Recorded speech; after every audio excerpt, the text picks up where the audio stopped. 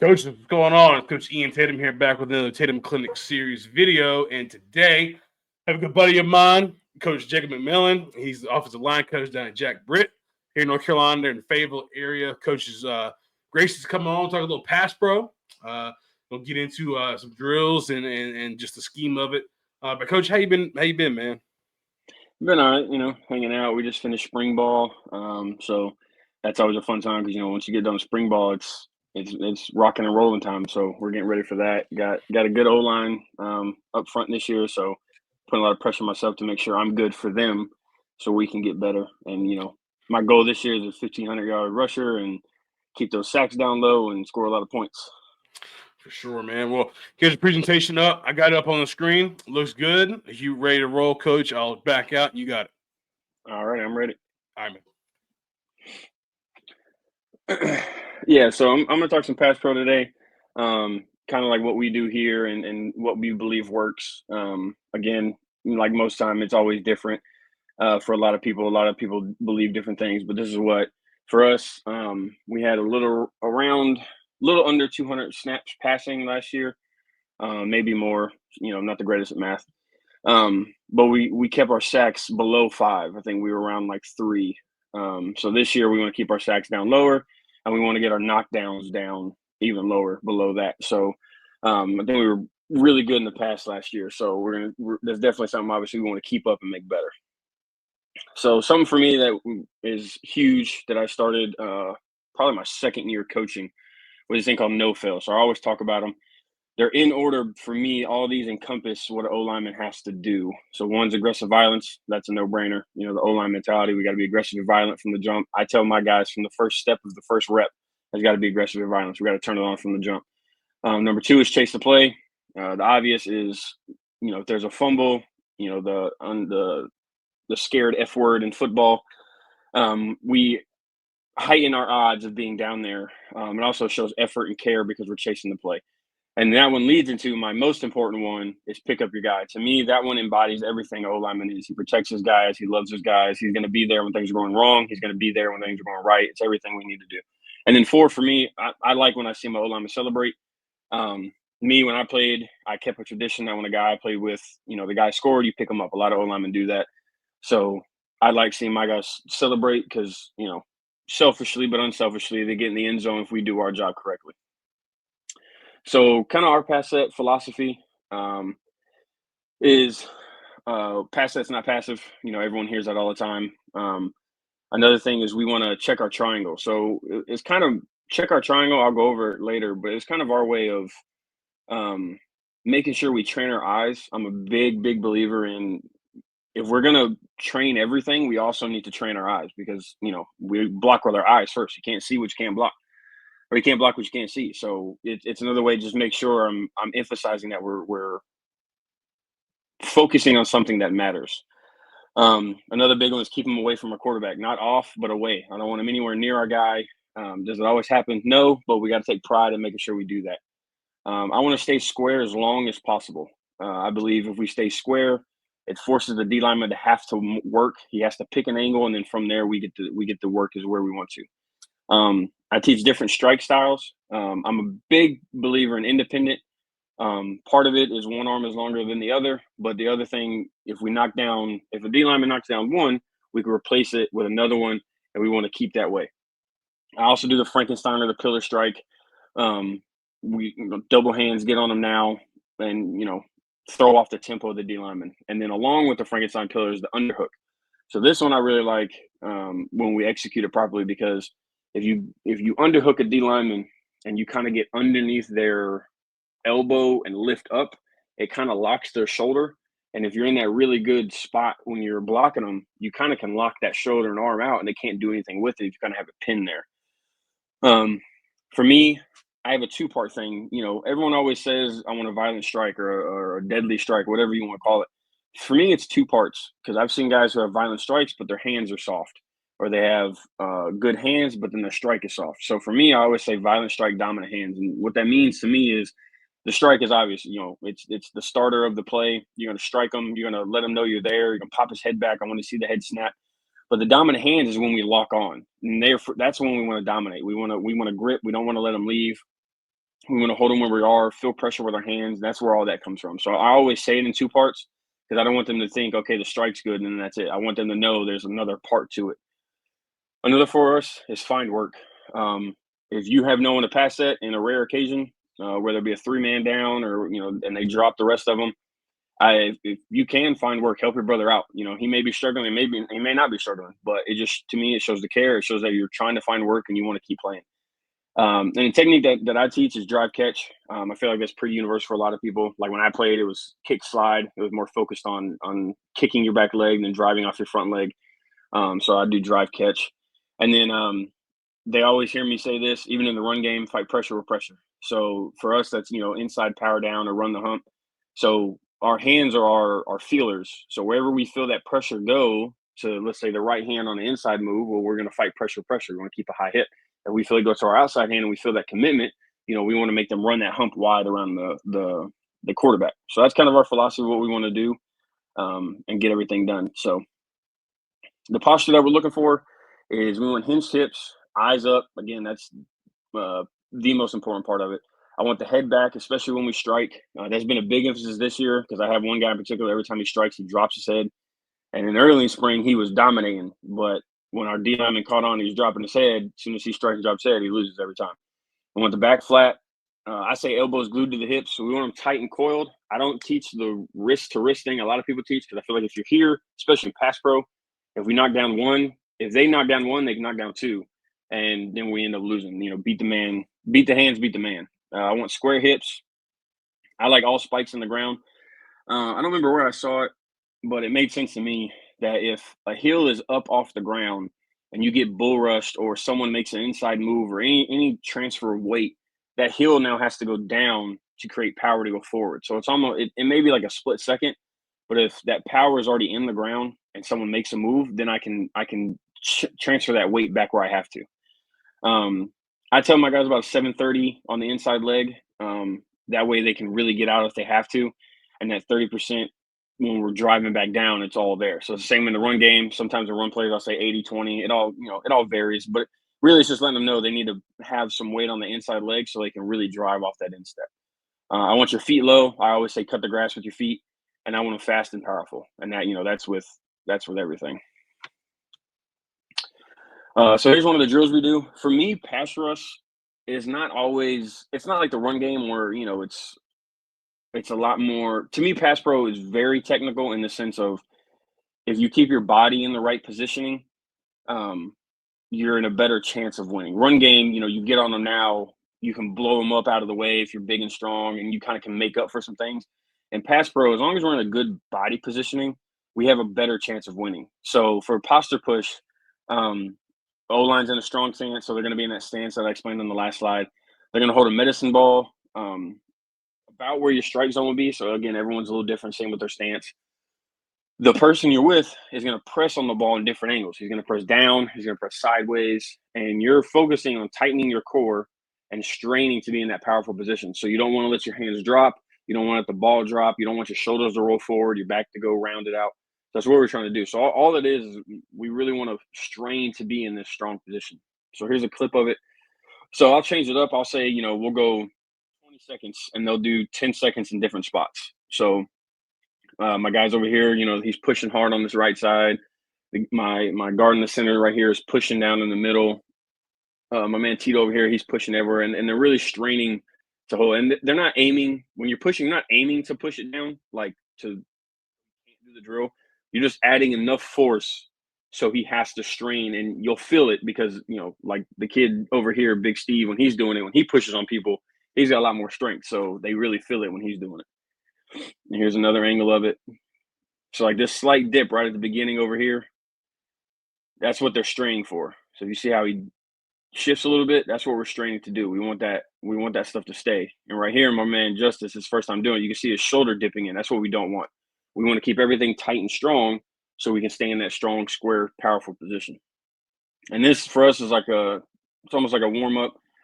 And here's our actual warm-up for pass pro. We'll do knee drives. Everyone's seen these. We have a knee on the ground. We're doing that 70-30% weight on that instep. We're going to push out. Anytime I do pass pro, any pass set drill, they know, as long as they're not being tired and not focused, is we're foot firing after. So your feet have to keep moving because in pass pro, if your feet go dead, you're going to lose, right? That's what I believe in. So we have that good posture we talked about. And then every so often we'll add a power down. I'll tell them, okay, 3 slides in the power down, 2 slides in the power down. And what this does for me, I feel like it takes away the false steps. And I know false steps is kind of becoming a irrelevant thing in football, but I feel like in some sense it's still there where we have to be quick on our feet. So we want to make sure we're taking away those movements we don't need to do. So they're starting here. You see their foot firing, and they'll stay here until I tell them to relax because I'll go around and I'll kind of like check on people and make sure they're good. So they'll start here. They're driving off this knee, this up knee. Here's one with the power down. They're going to have their hands where they need to be. I'll walk around and fix them. But what we're looking for is we want them to go out, not up. We want them to drive out of their stance, not up. And we want them to kind of stay, not having to push off their leg. So we'll do different versions of this, and we'll just keep their feet moving, make sure in a good spot. And if everyone's good, I move them on. This is honestly probably by far my favorite pass pro drill. I honestly can't tell you why. It's just as soon as I saw it, I just fell in love with it. It's another posture thing. Whichever way you're pass setting, the guy you're going with is going to be pressing on that outside shoulder. Again, we're straining to keep the shoulder and hip square. It's not fast paced. It's all about feeling your body because again, everyone's feeling what they do is different compared to everyone else. It's just an overall idea of what we're trying to get accomplished. So right here, like if we look at Big Steve over here on the left, his feet are bad, but that's what we're looking for is he's keeping that left shoulder closed, that left hip closed, and that's all we're straining to do. Again, we're not trying to push to knock him over. We're pushing to add enough pressure so he has to force himself to stay there. Another drill we'll do is angles. So depending on where you're at, who you're playing, a lot of the O linemen, you're going to see different angles from the D linemen. So I don't count sets. I know I've heard a lot of coaches say you want to get there in 3 sets. I don't believe in counting sets because if you tell the lineman to count in 3 steps and he's more worried about counting than he is blocking, I've seen that not work very well. Anytime we set, we want to go knee to crotch. We want to play half man. We want outside leg in his crotch. That keeps us where we can defend the inside move, and it helps us defend the outside move. Again, we want to stay square as long as possible. And in any set, we always want to make sure we keep inside leverage because in no particular run, pass, field goal, we don't want to get our face crossed. It doesn't matter. So I'll keep them at a normal alignment first, and they just got to get out and they got to set. And again, you see they got a foot fire, and we're not punching, we're not doing anything. We're just focused on getting to that set, and I'll walk behind them, and I'll tell them, okay, you overset. And oversetting, we don't want this outside knee to be on this outside hip. We want to be right down the middle. So go again, and then it will widen them out.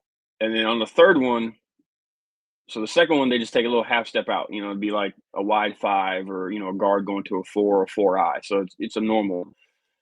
On the third one, I don't have one of it. I may widen them out almost unrealistically. All I'm looking for, though, is that power to get out. And I like to make drills sometimes uncomfortable to make sure they're fighting to work to win. That's one of my big things I always say. Like I have some drills, all my drills are based on game situations, I believe. But I have some drills I put in that all I want to see them do is fight to strain. That's it. I just want them to strain to win. And it's going to be an uncomfortable, weird position, but it's just for them to fight to strain to win. So they know that mentally they're always in that area. So on the third one, they'll go wider. I may have them, they may line up way out here from the O lineman. And that guy's got to sit back and get that knee to crotch relationship. And again, it's just for straining to win. You just got to get out there. So here's just a few reps of one-on-ones. This is our left tackle Yazir, one of our D linemen. He sets to him really good. He's tight. So for us, it's just pick him up, put him down, keep that inside foot up. He pillar striked him. He got underneath his pads. So that's another reason why I teach the underhook.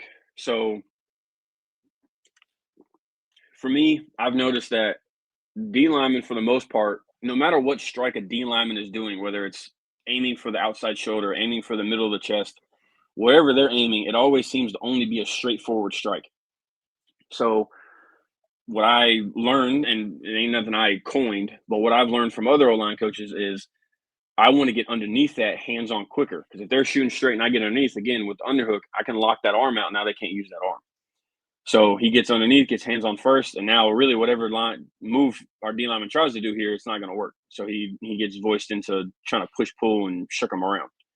And he's got that good base. He's able to transfer weight, and we're good to go. Coach, question for you. What's up? So maybe you'll get into it, but are you strictly, drive, catch, knee to crotch, or will you teach them like jump set or vertical sets? You get into that kind of stuff as well? Yeah, I do. I don't have any here, but I'll talk about it a little bit, because like with my left tackle here, atomically, he's a little bit better at getting those things done. Some guys, like I've had guys in the past that based on their skill set, I'll add that to them because I want other guys to focus on the drive catch. But like my guy Yasir here, and even Big Steve over here on the left, he's on defense right now. But those guys, I'll teach jump sets, quick sets, because that's another thing. Along with sets, we want to change what the D lineman sees. Yeah. So, and I got that from when I learned that D lineman. What I was told was D lineman 9 times out of 10, they're taught 3 moves: their go-to move, their backup move, and their oh crap move. Yeah. So what I learned from, it was a college coach, I don't remember where, but might have been, I can't remember, but he was doing a clinic, and his reasoning for jump sets is he's taking the time and the air out of the D lineman sets. So it gives them something different to look at. So if we have to prepare for moves, well, now they have to prepare for different sets and different hand strikes. Yeah. So I do teach it, but our main focus is drive catch. But every once in a while, with a few guys, I'll go, okay, we're working jump set, keep it inside leverage, get on them now like a run play, but you're going to strike them. And like even with like Yas here, he does his favorite move is he almost does it so much it annoys me because he does it almost too much. Is he'll do like a flash. He'll flash his outside hand, get the D lineman to strike, and then he'll put his hands on. So we do all those kind of things. Cool. But here, he's pillar striking right to his chest. He's got control. This one, working the left guard here, right? He oversets. Okay. He ends up way on his outside hip, not in a good position. He's too high. He's leaning. His knees are over his toes too far, and we're not in a good spot to win this rep. And he doesn't. He gets beat back inside. But on this next rep, he's good. He sets, he powers down, he picks up his foot. He keeps him on his outside angle. So now the D lineman only has one choice to go, and then we just get to play.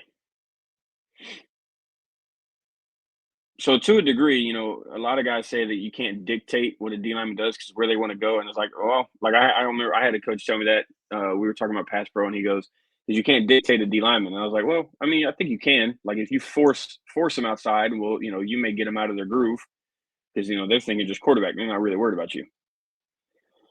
All right, power down is another drill we do. The O-line sets where the D-line is. Usually I have cones, and at any point in time in between those cones, the D-lineman can cross face. And I literally mean at any point in time. It could be as soon as I say, Jack Britt go, they cross face. It could be the D-lineman is getting his pace out, the O-lineman setting to him, then he crosses. It's whenever. So this is where I think I differ from some guys. I've seen a lot of O-line coaches, they believe in dropping that inside knee and striking out with the hand because they believe that like power behind and forward, you're stronger. Me personally, I don't like that. I like closing. What I say is closing the gate or a post foot. So I want to keep that high knee up. I want a low, hard inside hand, slam the door shut. So as soon as I see that inside move, I'm almost left hooking him in his rib cage as hard as I can. And I tell my guys, turn it into a run block. If he's going to commit the inside, run him out of the way. Run him. What I tell him the worst that can happen is you run him flat. Because if he's going flat, left to right, just like a defense, you're going left to right, you're not gaining any yards. Well, he's not getting to the quarterback. We want to have a balanced transfer from power. So that's that 7-30 split. As soon as we see it, we want to be able to go down in. And then the part that guys struggle with, but I think it comes from reps, is IDing the commitment. So I tell them, it's like once you ID that he's committed to the inside, you don't feel any pressure coming back outside, then that's when you go. It happens a lot faster than when, explain it, but they'll see it. So here's it was rough when we started doing it. But so like over here, my right is he'll be either guard or tackle this year. My guy Tyson, he's setting to him. He gets the power down. He keeps that knee. He drops it a little bit. But then over here, this is the other part we add to it, is the D lineman had the autonomy to either rush outside or cross face. So that makes us, it helps us stay true to the drill. So we can't guess. We can't we can't assume the power down's coming and then we're not setting properly. So we have to set normal and then be able to react from there. And then if we're doing run the hump, I tell them it's either two things. It's either your outside hand or your inside hand goes into their pec and you force them around, or you go hand in the hip, hand in the pec, and you put your thumb in that hip area and that don't feel too great, and you're forcing them wide around the quarterback. That's why I say run the hump. You don't want them to squeeze flat. You want to run them around it. I showed them a clip of Zach Martin when he was at the Senior Bowl, one of his reps. He almost made this dude run around the entire field, and he was running around the hump. So that's kind of the drill we do for that. And here's some different examples of it. So here's the independent strike, and he replaces, and he worked that inside move. So he got that inside hand on him, and that foot stayed. It dropped a little bit, but he kept it up as much as he could. And when we do independent strikes, it's always outside hand first, and we're aiming outside hand to outside pec, inside hand to inside pec. And I kind of tell him the Joe Thomas trick. When you hit that inside pec or bicep pec area, you can slide up into that little pad on the shoulder pads, and I can control that whole side of their body once I get involved on it. And then here's violent strike, dominant hands. So this is where we're going to see the different strikes. I want to see the head snap back. That comes from violent strike. That lets me know that you striked and you weren't, soft about it. Then we want to lock on and we want to strain to hold on. And then again, we want to aim our strikes. It's either under the D-line strike, under the D-lineman strike, the outside pec, or the inside pec on the power down. So here's a few different ones. Excuse me. I got to fast forward because our D-lineman didn't know how to get set. So there's a double pillar. You see his head pop back as soon as he struck him. And don't get me wrong, I know a lot of people say, well, one-on-ones without pads are useless. Well, in the spring, when we have nothing else really we can do, we get done when we get done. And we don't, and trust me, I'm not a fan of those clips you see on Instagram where they're throwing guys to the ground toward the quarterback. I'm like, no, he lost. Our guys will not do that ever. But there's the double pillar. He didn't get underneath the D-lineman strike, but that's because the D-lineman was so slow with his hands. We got on first. Here's another version. Here's independent. He gets that outside pec. As soon as that foot's in the ground, we want to time our feet and our hands at the same time. And then once he commits, that inside hand can come on. And don't worry, he got yelled at for this because that little twist. And here's a double underhook. Get him on now. The only thing you really have to focus on with the double underhook is, I'll call them dead slow hands. So you have some guys who they'll keep them too low and they go too slow with them getting them up. I still want them here. I'm going to go up with them. I'm going to go up and out and up with them instead of straight out with them. But once you get on, you're under the strike, you can do what you want. And I also think for a lot of times too, it makes the rips easier or harder for the D lineman. So like if you see the D lineman here tries to rip, but since we're already under his strike, it's harder for him to try to get a rip through. So it kind of negates some of their moves to a degree too. So here's that flash I was telling you about. We'll pop that hand out. Makes the D lineman shoot his hands. And then we can replace our hands and get back where we need to be. And see here, he's independent again. Inside hand keeps outside hand off, and then we keep playing. So here's my guy, Big Steve, foot firing. So the only thing with him is he won here. His strike is a little high, but he could, if he latches on right now to jersey or whatever we have, he's in a better position. But he lets go, and that's a D lineman get back on. So here's a slow dead hands here. I want to show some clips that not everything goes great. This ain't a highlight film. This is a learning experience. So his hands are low and slow. Now he is a center, but this hand we work on what's called a pendulum strike with the centers too. When that ball goes, this hand's got to go. So he's already dead in the water right now. He's two hands down instead of just being one hand down. So when he gets hands on, it's soft. D lineman's already win. He gets push pulled. So he fixes a little bit here. His hands aren't dead or slow when he latches on, because I can see him. He physically latches on right here. So now he's trying to get that dominant hands. Donnell is just a very large human being. So that was a better rep of the straining to try to win there. He's just got to keep that inside move. My centers, I tell them they stay square. If they want, they can drop a foot whatever side he's to. So like if he's shaded to my right, I can drop that right foot when I set. So that forces him. So I have that inside foot that way. But a lot of times I tell him just stay square and just don't give up so much ground. Here's a double pillar. This is kind of like a quick set. We're not going anywhere. He's tight. So we're just picking him up, putting him down. We're striking and making him run the hump. All right, hand fighting. So I believe this was a thing because I was like, I physically see D lineman hand fighting, which that makes sense. So I was like, okay, well, O lineman need to hand fight. So we have different ones we do. I don't have the clip of the one I wanted to show you, but we have another one we do called stab and grab, which is kind of the same thing. But we're already going to be fitted up. We're going to be in a powerful posture. The D line will begin moving left or right, forward, back, whichever way, attacking the outside shoulder, attacking the inside shoulder. And they're going to be knocking either one or both hands down. I give them full autonomy because I don't want to make it predictable for the O lineman. And we refit, and I tell them, think of Mr. Miyagi. And a lot of them don't know who that is, so I have to explain that part. But we want to use the motion of the knockdown to refit. So if I'm striking here and he knocks my inside hand down, I'm going to keep going with it, wrap back around, and re-strike. We want to re-net, like they don't know, okay, you knock my hand down, well, now you're getting punched again. And we want to always keep one hand on to feel pressure because if we have both hands off, now we can't really feel where they're going because our eyes can lie to us sometimes when it comes to D linemen trying to be pretty. So this is a stab and grab move. So this just works outside hand. And all they do is they work down the line. They strike that outside hand. They strike it and grab it. They keep it on. The D lineman knocks it down. We refit it and strike again. So you can imagine the other drill is the same thing. We're just using both. We'll have both hands on. They'll knock down one. They'll knock down both. And that's all that is. Foot fire. This is probably my other favorite one. This one we can do moving. We can do stagnant. But this one is just to keep the feet active. And then it works the feet and the hands timing together for a strike. And it works at different strikes. We'll work independent, doubles, and then we'll work the double strikes. And I tell them when we do double, you can do pillar, you can do underhook. I give them a lot of time to feel it because they're the one that's got to do it in the game. I just got to make sure the coach do it right.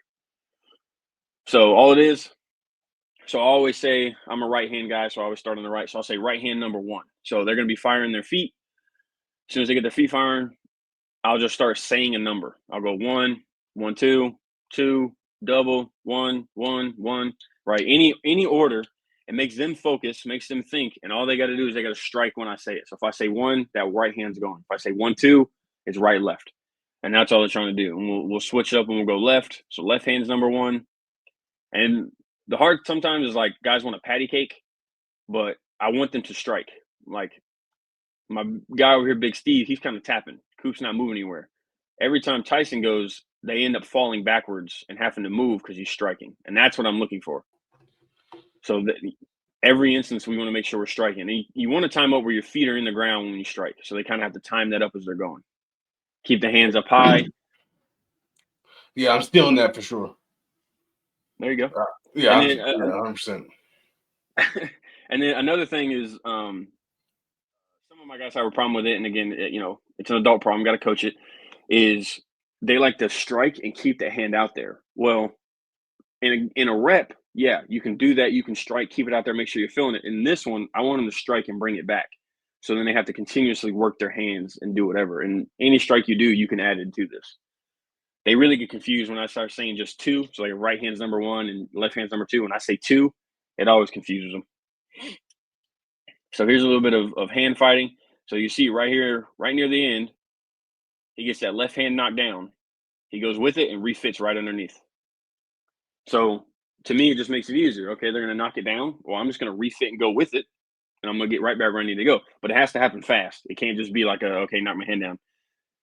But so see also his feet, they're moving, leaning a little bit too much. But again, Doc is a large human being, so a lot of people try to lean on him to help up for his like 450-pound bench he can do. But that's what we're looking for. He gets that left hand knocked down. He immediately refits it right back where it left. Boom, we're right back where we have to be.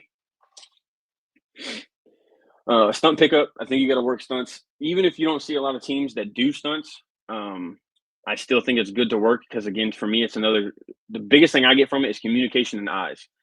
So the first thing we're going to do is we're going to ID situations. So for us, it's either we make a blitz call or a fishy call. So there may be instances where, okay, they're a shade 5-3-5 team, but anytime that 3 gets a little, or that 5 gets a little too tight and it's almost like a 3-4 look, they're gonna yell fishy because, okay, they're too tight. They're probably running a stunt. Or if one of the D linemen who are normally square, all of a sudden he's cocked, well, we're gonna say fishy. Like, well, things from film will tell us when we're doing it, and then from there, if you don't see it, it's just communication. Communication is paramount in everything we do. When we get set, we ID who we have. I don't care if they know who they're getting blocked by; they still have to defeat the block.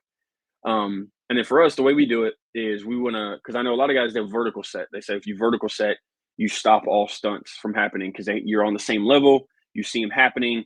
I'm like, that makes perfect sense. For me, I'd rather us just set our angles. The D lineman, from things I've researched, they're attacking whoever the penetrating D lineman is. He's attacking the inside hip. So let's say there's the 5 is going first. They're doing an ET stunt, right?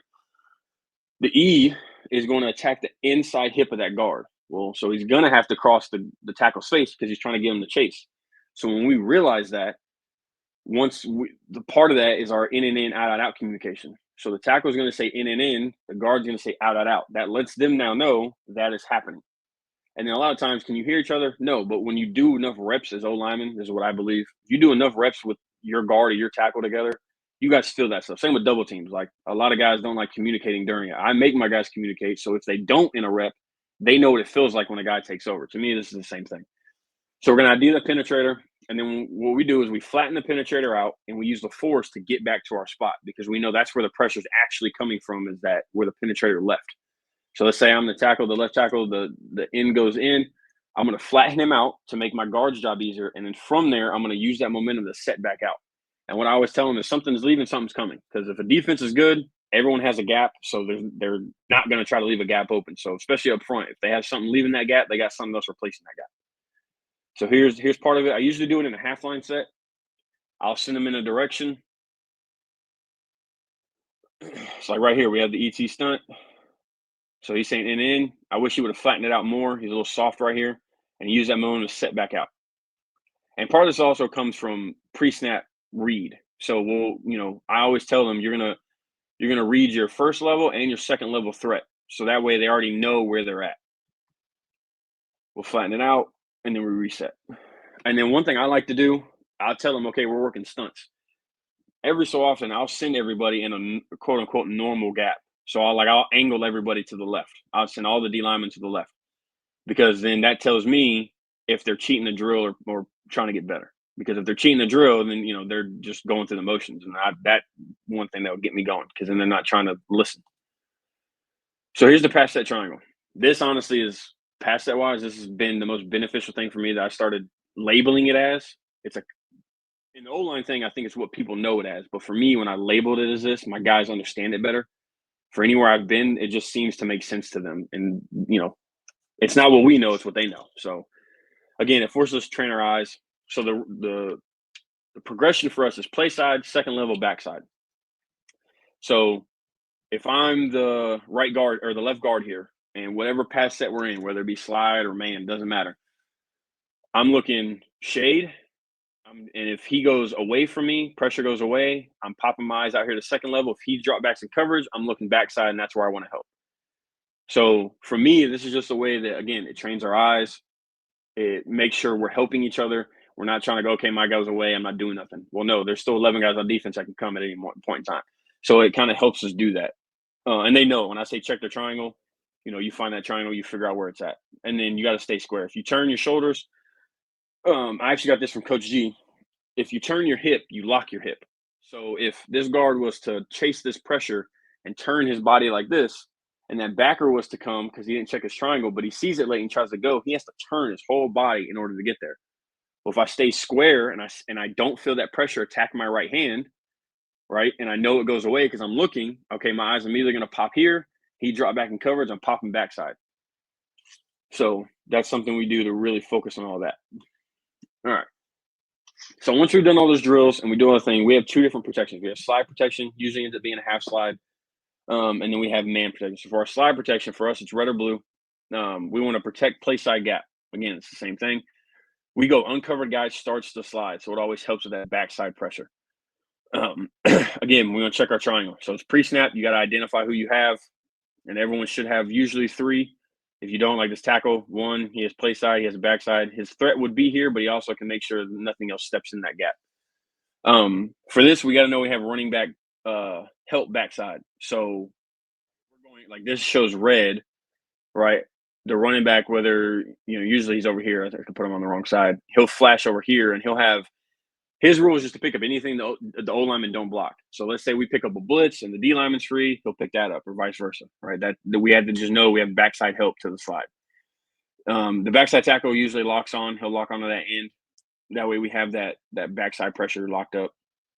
And against an odd front, so there's one down here at the bottom. Even if we have the slide called away from the overhang, they can make an out call. So that tells them they're going out to this.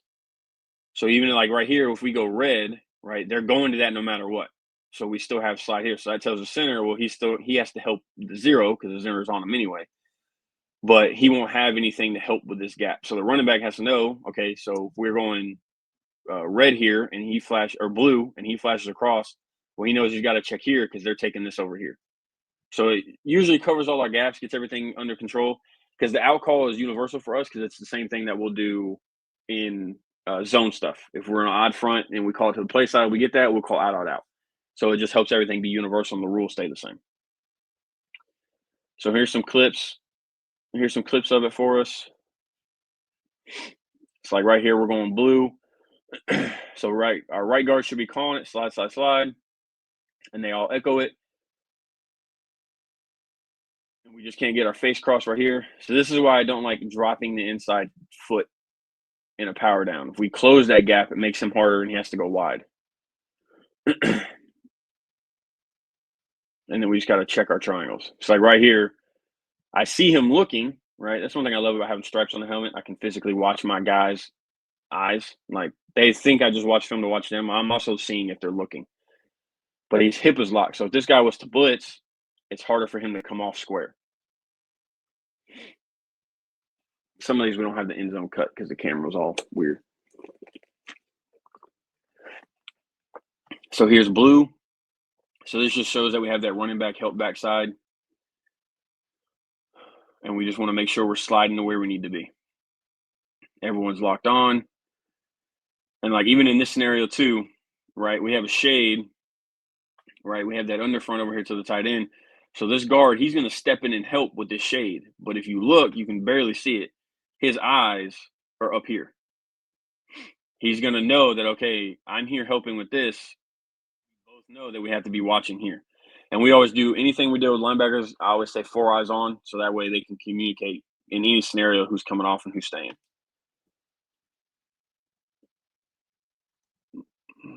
I think we have. So here's blue again. So this is one of those perfect world scenarios. You got the shade to the front side of it, but this is what I don't like. My guard, he's helping out, but he's locking his hip.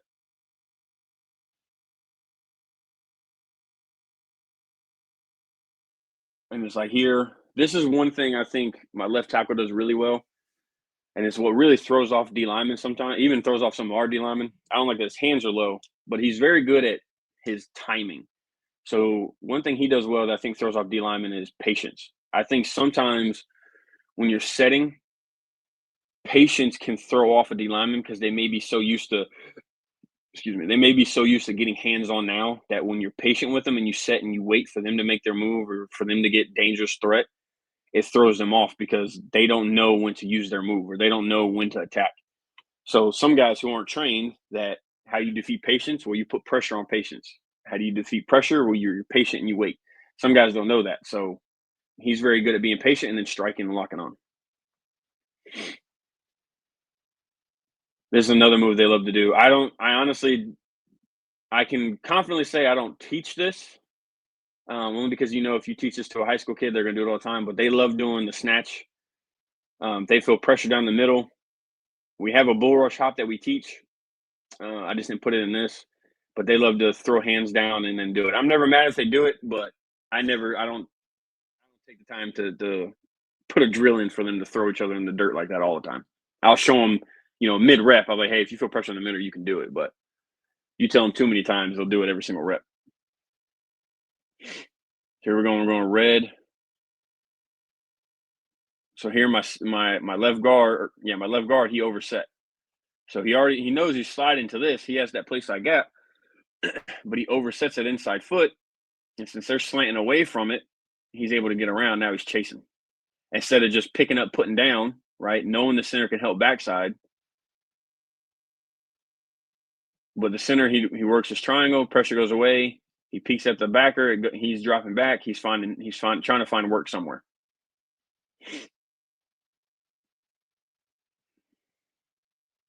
Here we're going red again.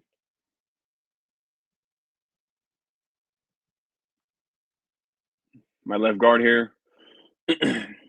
He looks his eyes. That's why I like to strike, right? Pressure's here. They kind of have it locked up where he's going to pop his eyes to his linebacker and make sure he's not showing. He realizes this D-line was coming to him, and he relocks Allen.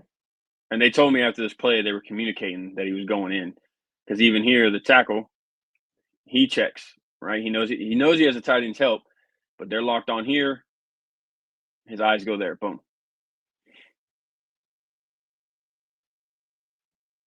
So again, for me, pass pro, 90% of the time is posture and eyes. That if we train those and we get in those positions and we win, that's more impressive and important to me than what you see a lot of guys do, especially on social media when it comes to how they're trying to do it. For me, it's posture and eyes. If I can be in the right spot and I can be in a powerful position, you don't have to get fancy. The quarterback should have the ball gone anyway. You just got to keep them away and then let your playmakers be playmakers. So here's a version of that out call, right? We have red, right, which means we're sliding to the right. Now, in game situations, we will switch stuff up. So this kid here is a large human being as well. So usually he's tightly shaded or he has 0 on our center who's not a large human being. So I'll tell the play side guard, don't leave him by himself. Put a hip in here and help to slow this guy down. So that's why he's not stepping to the slide play side. He's helping here, but his eyes still pop here and look here. But here they gave the out call to the backside. And even if they didn't, right, they still had that backside pressure, or that backside help with the running back. This is what I mean by slow feet, right? This guy's wider. This is why you work our angles. We want to get out here, set to a spot, get that hip in the crotch, and now we can play. Now he's fast, and he beats us around that edge. Look at the quarterback got rid of it quick enough.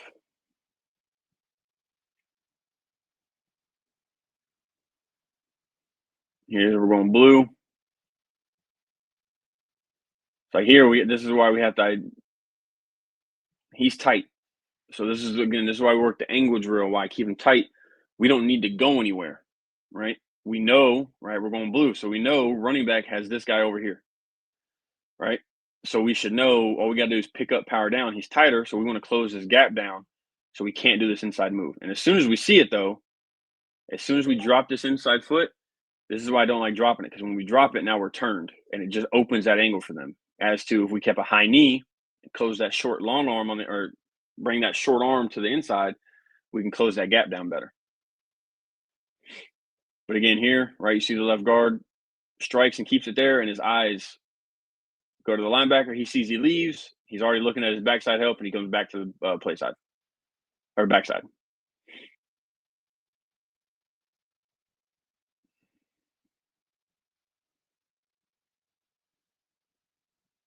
So this is one of those scenarios where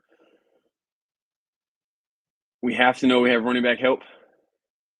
So like my guard trying to block 2 people, like Michael Orr, looks cool, but if these guys were 4-4, 4-2 guys, would probably have been in a problem here.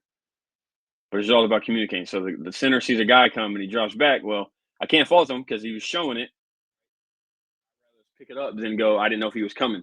If we see it and we call it out, even if we think he's going, I tell him, if you call it out, sometimes, especially in high school, some kids will go, okay, he saw it, I'm not going. So he thought he was coming. We should just stay here. Running back has anything we don't pick up on the backside. And our running backs coach is very, very strong about meeting guys at the line of scrimmage. So he's very passionate about that those guys got to go up and block. So here we're going red to a very like unfunctional tight front right here. Everything's very tight, but it's simple for us. We're sliding right. Everyone's got a man. So this backside guard, he doesn't have anything. Pressure goes away. So if we watch his eyes and his helmet, right, you see him check play side. It goes away from him. He peeks at the back of that shows. When he drops, his eyes go over here, and he's making sure nothing's coming. So again, training the eyes is the first thing we have to do. And usually on film, you can see when they don't. Even if you don't have stripes on your helmet, right? You can know, it's like, how did you not see that? Not even a sense of like it's obvious. It's just like if you're training your eyes, you're gonna see it.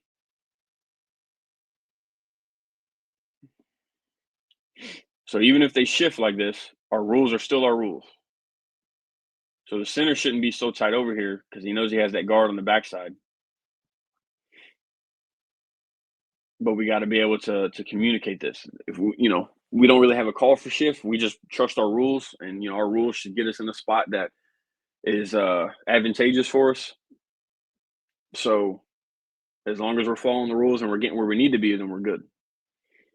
So like right here, this is what I mean by I want to see the head snap. So it's not a powerful one, but my right guard right here, who is not a very big human being, gets this guy up in the air a little bit.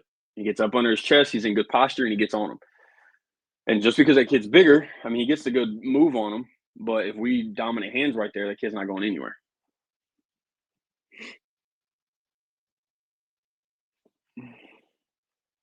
So here's another one. This is a big play for us. This helped us seal a win against Scotland. Big game for us that last year. Again, we're sliding to the left. We just can't get beat across the inside. Center should be sliding more to the left. And this is why it's very important to slide and train eyes, because if we don't slide, opens this gap up wider. So we want to make sure we're sliding in the right direction and talking, so we make sure we close these gaps down. And there may be, in all honesty, there's sometimes when we go half side, it ends up being the same every single time because, especially in high school, there's not too many teams that do different fronts to everything. You're usually getting the same thing every time. So it usually ends up being the same guy sliding or starting to slide at least.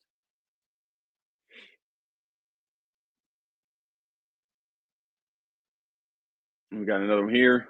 So this was better, right? This was blue. Center slides, he closes that gap down.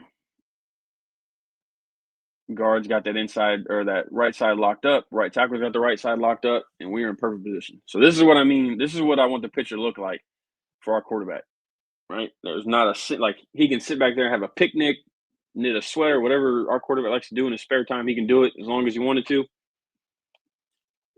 because we're keeping these guys away from our quarterback. Now, obviously, ending in a pass would be or catch would be better. But all right, so here's where blitz comes up. So what needs to happen here, right? We have red called, so everything should be sliding that way anyway, right? So we should be going here, here. Center has to communicate with our left guard here that a blitz is going. And again, they say blitz, they say fishy. My rule for it is whoever initiates the blitz call is the one picking it up. Ironically, I kind of got that from work in fast food. So in fast food, when you say herd, if you're the one who says herd, you're the one doing the task, whether it be dropping the food, picking it up, whatever. So I brought that over here. It's like, hey, if you're going to be the one calling the blitz call, you either got to pick up the blitz or do that, or you got to delegate it and make sure guys next to you know.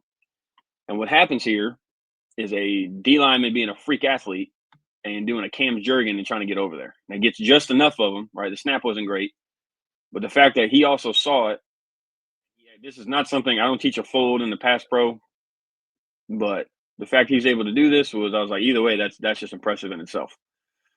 But the rest of us, we drop our heads, we're not in a good angle, and that's how we get beat. We attack too much over here at the right tackle, and he just blows by us. But this is what it's supposed to look like. We get a blitz like this to the play side, everyone just needs your play side gap over, and then we got everything covered. And then even if we're in empty here, quarterback just has to know he's hot if this guy goes. All right. And then our man stuff. So man's obvious. It's your closest D lineman to you. So for us, it's green and yellow. And all that does is we say yellow, running back's going to the left, center's going opposite of the call. So if we go green, the center's going left, running back's going right. Running back is checking linebacker 1 to 2. And in this pass pro, center and guard, I want them to set the depth. We're trying to create a pocket. Tackles are going to set the width. We want to keep inside leverage. Never want to get beat across the face again, like I said. And anything, penetration will kill any play, whether it be pass, run, field goal, punt, doesn't matter. Penetration is going to kill it. Again, we want to stay square as long as possible, and then we want to utilize our different strikes. And then, like you asked me earlier, Coach, some of these guys have the autonomy to work different sets. So, like last year, my right guard, I gave him the autonomy to do that because he was quick and he was very technical. My left tackle has the autonomy to do that. One of my other guys is getting better. So, some guys I'll give that free range to do it, and I'll trust them to do it, but, they still have to make sure they're executing it properly. So, like right here, this will be green. The centers are, yellow. Center's going right. Running back fills in and checks 1 to 2. So here's a few clips of them. So here's green. And their rule is if they check, if there's nothing there to check, then they leave.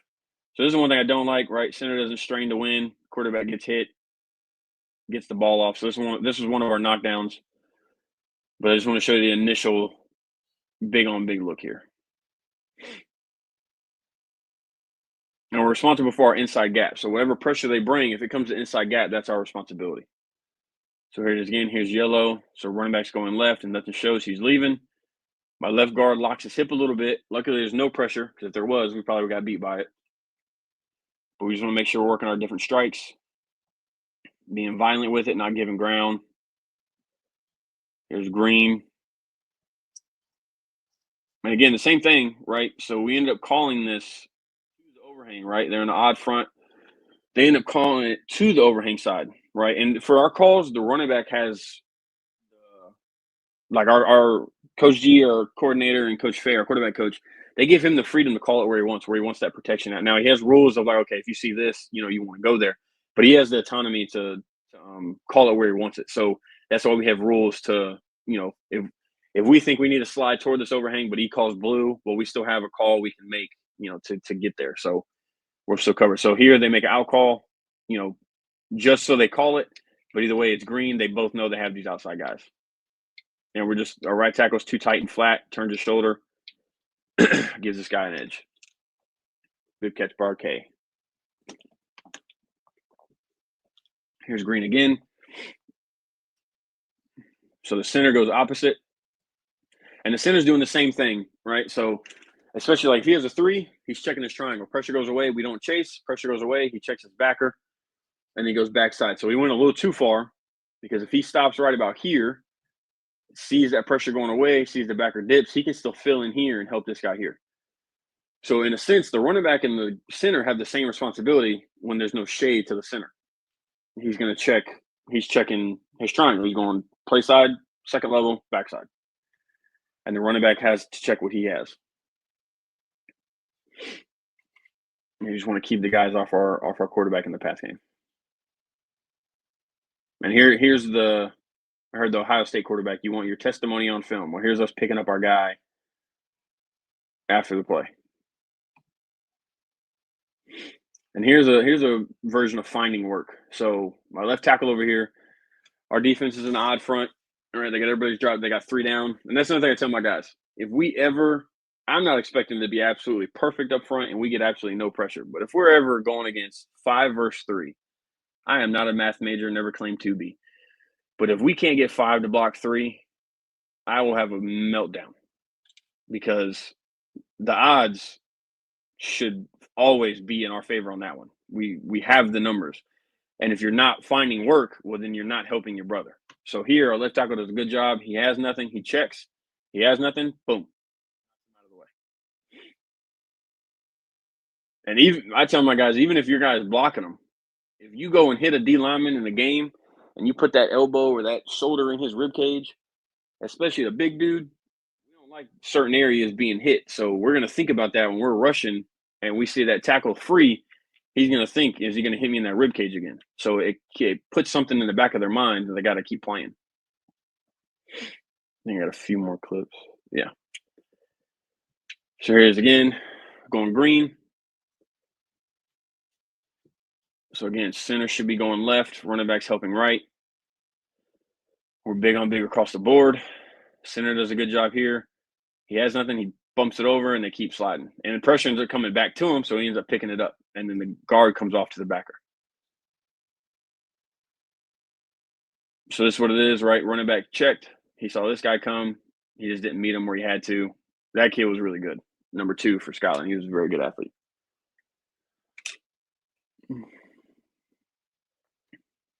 Green again, so center should be going left. Oh, here, this was a game thing for us. Since they did a shade, a 4-eye, and a 5, we made the out call, and I just told them, if you hear them make an out call, you're going to stay here on the shade. So this is one of those game time changes we had to do. Because Douglas Byrd, they had some, unless I just ain't read about them in a book or seen them on a film, sometimes their fronts confuse me sometimes, and I was just trying to figure it out. So we had some game time changes we would make. And this is something I didn't put in here, but this is our rollout stuff. We have Roger and Larry. And, Roger, we're from center to right tackle. We're all reaching right, reaching play side gap. Left guard, left tackle, they're doing what we call waterfall. So they're going to power down. They're going to protect inside gap. It's like what my guard does over here is not right. You don't need to go to anything. You just need to power down and make sure nothing crosses face for a run through. Center was late on the reach here, but we're just trying to give the quarterback an edge here. We just want to make everything go long. Here's Roger from a year ago. So we're reaching right. We're setting that edge. He has all the time in the world. He has all that grass to run it, all that grass to throw it, and we're waterfalling on the backside. And it doesn't change whether it's odd, even. Those rules will stay the same. So my info, my Twitter is Coach Jacob Line. I have another one called 5 in the Arena. That's kind of my training thing that I have. IG is Coach Jake _3. Same, 5 in the Arena. My email is CoachJake352@gmail. Anyone got any questions? Want to talk ball? Would love to do it. I love talking ball. I text my guy Tatum all the time, ask him stuff. Usually say, hope I'm not bugging you, because I'll text him at like 9 o'clock at night. But yeah, so you want to talk anything, or if I got questions, I'll hit you guys up and we can talk about it. Yeah, man. You can stop sharing, Coach. Appreciate you doing that, man. That was very detailed. I was texting Coach G while you were going. So, but yeah, man, it's really, really good stuff y'all are doing, man. Jack Britt, and I feel like y'all gonna keep getting better and better and better. For what y'all are building out there, man, it's very impressive. I have notes, man, right here on my pad. I'm definitely going to be stealing some stuff. I'm always looking for a better drill, a better way to do something. So, and you never bother me, ever. No, the coaches ever never bother me, man. I'm always down to talk ball, and I'm always down to learn, and or try to help somebody learn something maybe I'm doing. So, but yeah, man, I appreciate that. Make sure y'all hit up Coach Milligan, man. He's a good one. He's a good one. He's I always say a rising star coming up, man. The OL. I appreciate it. Hey, man, you do great stuff. Appreciate it. Yeah, man. I don't know. It's for me as a coach, the learning part's the funnest. So one thing, like I said, I hit up you, I hit Coach Leggett, I hit up Coach Schiffman. Like I find guys. Ironically, met everybody through Coach G. Shout out Coach G. Yep. The networking is important, but what I would tell, I had a coach ask me this the other day because he saw my Hawk Football Chat podcast I did with Coach Schiffman, and what I've learned doing this makes me better, because I learned if you can't put what you teach on paper or in a PowerPoint, then you got to figure out more of how to verbalize it. So I have a verbiage sheet of okay, if I say this, it means this, and I'm using in this scenario. So doing these, it's not, I don't do them for the glitz and glam of oh, I was on a podcast today. No, it's I use this as a way for me to get better, because I'm I actually had a time with this, and I was man, what do I say when I'm doing this? Because if I can't verbalize it or write it down, or if I can't explain it to, if our head coach goes, hey Jay, what is this when you say it, and I can't verbalize it, then I have a problem. So that's why I love doing these, is because it makes me better, because I can go, okay, I got to tweak how I say this, or I got to do that kind of stuff. Yeah, I'm the same way. That's why I was big on making sure I had my OL manual, which is I'm adding to all the time. And it's usually when I'm in the zone, when I'm coaching, man, I'm sure you're the same way. You're saying things and you're coaching it up, your kids are understanding it. But then when you go back, like you said, you're gonna make a presentation, or for me, I'm making a video or talking to somebody. I'm like, well, hold on, I gotta think real quick, because like in the moment it's natural, it just comes out. But when you're just thinking about it, then you gotta think and then you gotta put it out. But yeah, that's why writing it down, man. Like I have a book that is just like what I do, right? It's the Tatum's Bible, right? And so it's everything. It's my terminology. It's my short, small 3-4 word coaching points on certain things, and it's all my bad jokes that I tell the kids too. So try to keep all that stuff organized, right? So if I ever if I need to recall in that stuff, it's easy to get to. But yeah, man, very impressive, and I listened to your pod with Shiftman. It was really good. Appreciate the shout out in that. Definitely. Yeah, and I show love where love's needed. You know what I'm saying? Hey man, appreciate that. But yeah, man, y'all hit up Coach, man. He'll talk about anything you want to talk about. He's also doing it for the right way, man. Do it like I don't know if anybody noticed, right? When coaches was talking about the players, man, he was calling out his kids' names. And not just his guys, he's doing the defensive lineman. He called out the receiver, made a good catch. He knows everybody, man. So he's doing it for the kids, man. He's investing in these kids and developing relationships. And that's what it's about. The X's and O's is fun, but that's secondary to changing lives. So I appreciate you for doing that, Coach. Oh, I appreciate, man. I've told you multiple times. I think I told you a few weeks ago. I was like, I think your stuff's going to be the next big thing we're going to be seeing everywhere. Like the stuff you do for the O-line community, but football in general. Like I told you, I was at work when I was running my bread route, and from 8 a.m. to 8 at night, I was on that O-line clinic just watching. Like that stuff's. That's why I think one time on Twitter I was like, if you're a young coach, and I turned 29 this month, so I'm getting there, but I ain't there yet. But like if you don't use the tools that some of these guys give out to get better, then I don't understand it. Like it's free game everywhere. Like you literally post videos on everything, and you don't gatekeep anything. So like it's like we appreciate what you do, because like doing something like this, like it makes us better. It makes other people better. It teaches different things of like what you didn't see, what you never knew. So I love it. I'll click on a video while I'm working and I'm driving 30 minutes to Red Springs. Like, all right, I'm gonna pop in this one real quick and take notes later. Yeah, man. I've said this before. There's zero excuse to not be a good coach. Like there's literally so many free resources and there's so much content, man. And my biggest advice for people is consume all you want, but take what you need. Right? You don't need everything, but just you learn whatever you want to learn, but then just take what you need that will help your kids, man. So that's the goal. That's the mission. So just trying to help kids and trying to help coaches to be able to do that more effectively as well. Oh yeah. All right, brother. Well, I appreciate you a lot. Make sure y'all hit up Coach on his socials, man. Just rewind it back. It's all on there. And definitely make sure you drop a follow on his Twitter for sure. But Coach, I appreciate I'm in there. Yeah, man. All right, Coach. I appreciate it. See ya.